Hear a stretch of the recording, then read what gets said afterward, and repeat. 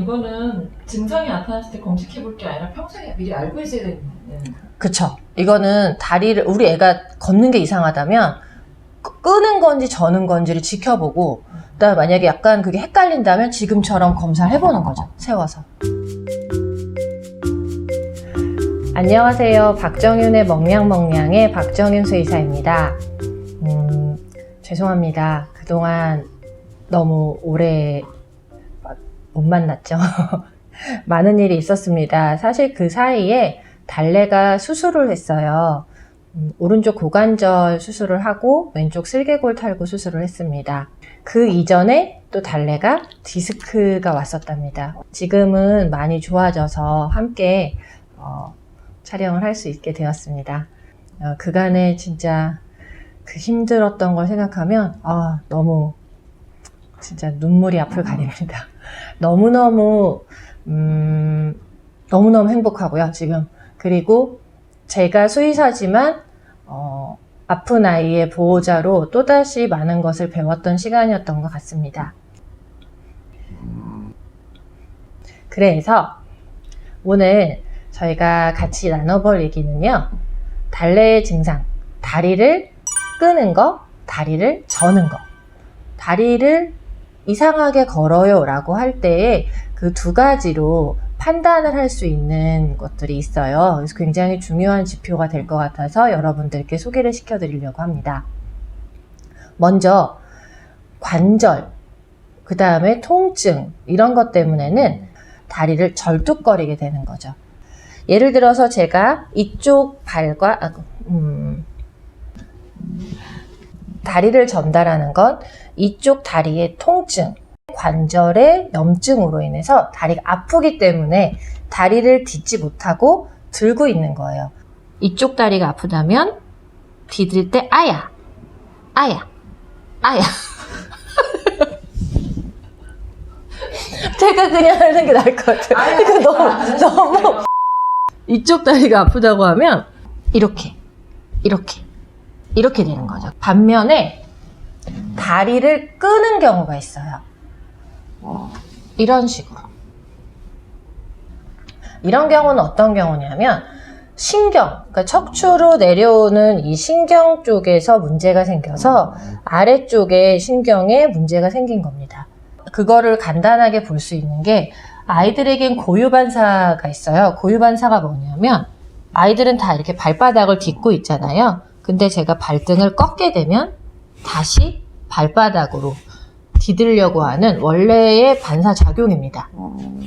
반사가 완전히 소실되거나 아니면 신경반사가 약간 떨어져서 이렇게 꺾어놨는데 바로 돌아오지 못하고 이런 식으로 끌어지거나 혹은 아예 이렇게 꺾여 있거나 한다면 이쪽은 다리의 문제가 아니라 신경의 문제라고 생각하시면 됩니다. 지금 이렇게 딛고 있는 자세에서 제가 발등을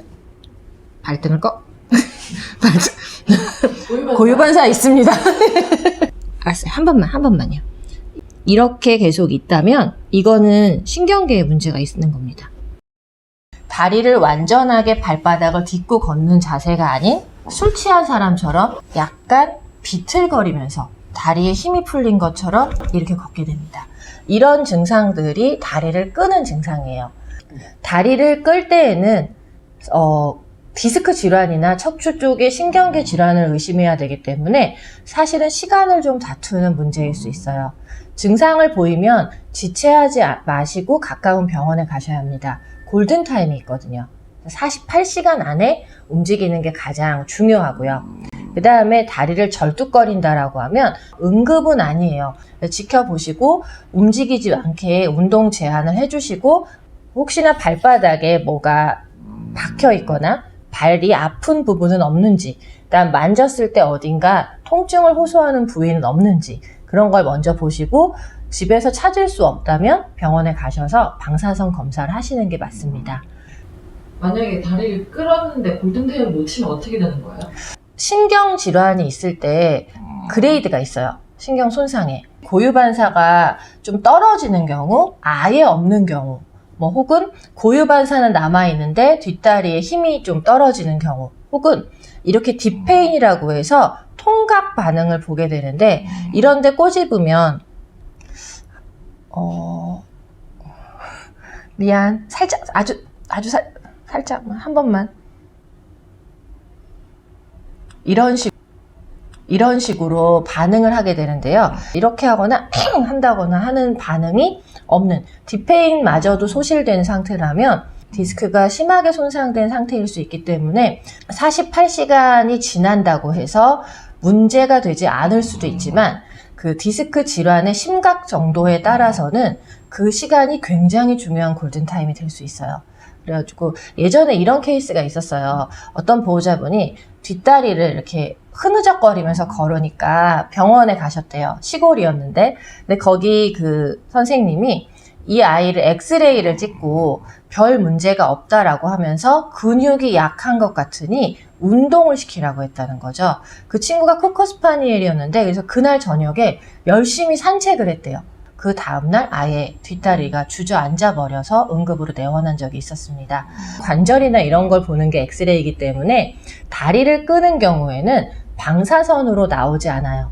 그렇기 때문에 우리 아이가 다리가 불편해 보인다면, 걸음걸이가 이상하다면 꼭 기억해 주세요.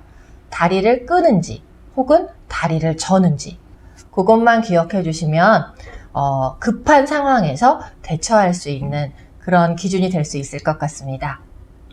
딸래 고생하셨어요. 딸래 수술 잘 받아서 고생했어. 오늘은 여기까지입니다. 안녕.